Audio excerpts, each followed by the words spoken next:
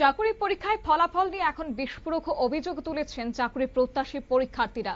মূলত সেখানে বিদ্যুৎ দপ্তরের grade A, grade B technical officer পদে নিয়োগ করা হয়েছিল এবং ফল প্রকাশের পর থেকে একাধিক বিস্ফোরক অভিযোগও তারা তুলেছেন। অভিযোগের তীর উঠেছে সফেদ নামক নিয়োগকারী সংস্থার দিকে। পরীক্ষার্থীদের একাংশের দাবি হচ্ছে মেধা তালিকা প্রকাশে স্বচ্ছতার অভাব রয়েছে এবং একাধিক অনিয়ম ঘটেছে, যদিও সমস্ত বিষয় অস্বীকার করেছে সংশ্লিষ্ট সংস্থা। কি রয়েছে চাকরি প্রত্যাশী পরীক্ষার্থীদের অভিযোগ, শুনুন। ডিসেম্বর মাসে একটা নোটিফিকেশন ছাড়ছিল। নোটিফিকেশনটা অ্যাকচুয়ালি গ্রেড এ আর গ্রেড বি টেকনিক্যাল অফিসাররা আছে, ইলেকট্রিক্যাল ডিপার্টমেন্টের লিগে আছে। তো হয়েছে কি তা এটার বিগত মার্চের 14 তারিখে এক্সামটা হয়েছে, ঠিক আছে। এটা দুই শিফটে এক্সামটা হয়েছে। একটা হইতেছে গ্রেড এ, মানে সেটা ডিগ্রির লিগা, আর একটা হয়েছে গ্রেড বি, সেটা ডিপ্লোমার লিগা। তো কালকা এটার রেজাল্ট আউট হয়েছে, ঠিক আছে। এটার রেজাল্ট আউট অনেক পরে দেখা গেছে যারা ডিজার্ভিং ক্যান্ডিডেট যারা আছিল তারা কোয়ালিফাই করছে না, আর যারা নন ডিজার্ভিং আছিল তারা কোয়ালিফাই করছে। তো এর মধ্যে ফার্স্ট ফ্লোর হয়েছে কিটা, ফার্স্ট ফ্লোর হয়েছে তারা কন্ডাক্ট করছে এক্সাম 85 নাম্বারে, কিন্তু তারা কিটা করছে আউট অফ 100 রেজাল্ট দিয়েছে। ফার্স্ট পয়েন্ট হয়েছে এটা। তো এটা হাউ ইট ইজ পসিবল, তারা পরীক্ষা কন্ডাক্ট করছে 85 নাম্বারে, কিন্তু নাম্বার হইতেছে দিছে 100 আউট অফ 100।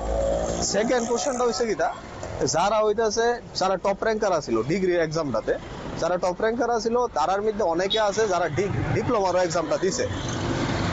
যারা ডিগ্রিতে 70+ ক্রস করছে তারা ডিপ্লোমাটাতে 20-30ও ক্রস করতে পারতেছে না।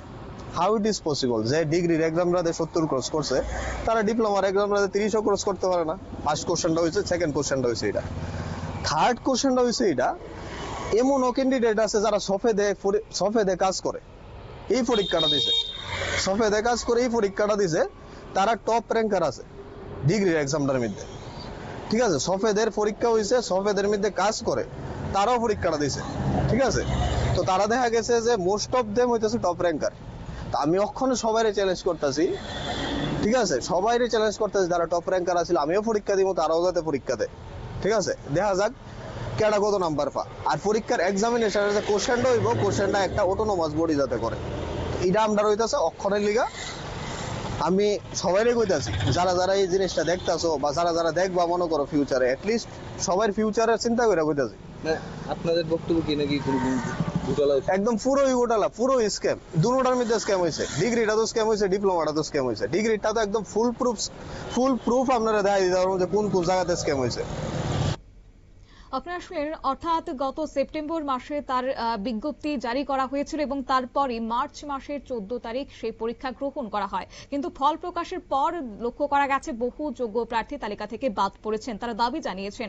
অন্যদিকে কম নম্বর পাওয়া কিছু প্রার্থীর নাম উঠে এসেছে চূড়ান্ত তালিকায়। তাদের আরও অভিযোগ, নিয়োগ প্রক্রিয়ায় পুরো বিষয়টি পরিচালনা করা সফেদ নামক সংস্থার স্বচ্ছতার সঙ্গে কাজ করেনি। প্রতিবাদী পরীক্ষার্থীরা দ্রুত পূর্ণাঙ্গ নম্বর তালিকা প্রকাশ, উত্তরপত্র পুনর্মূল্যায়ন এবং গোটা নিয়োগ প্রক্রিয়ার নিরপেক্ষ তদন্তের দাবি জানিয়েছেন।